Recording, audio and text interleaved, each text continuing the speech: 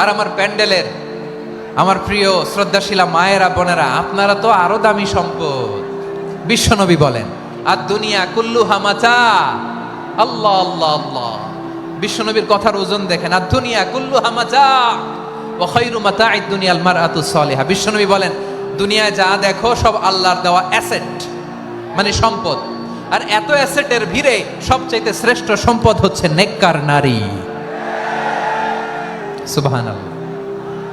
ভাইয়েরা বোনের সাথে খারাপ আচরণ করো না, সন্তান মায়ের সাথে খারাপ আচরণ করো না। আমাদের মায়েরা আমাদের asset, they are our priceless asset.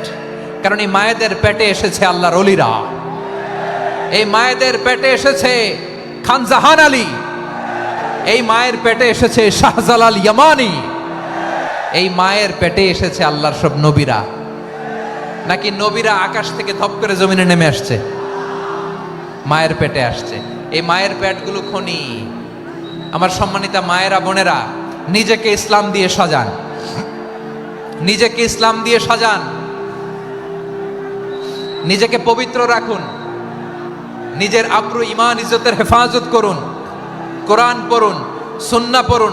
আপনি জানেন না আপনার গর্ভে কে আসছে, কোন ক্ষণজন্মা পুরুষকে আল্লাহ তাআলা আপনার গর্ভে পাঠাবে, আপনি জানেন না। মায়েরা নিজেদেরকে পবিত্র রাখুন, ইসলাম চর্চা করুন, কোরআন চর্চা করুন, নৈতিকতা দিয়ে নিজেকে সাজান।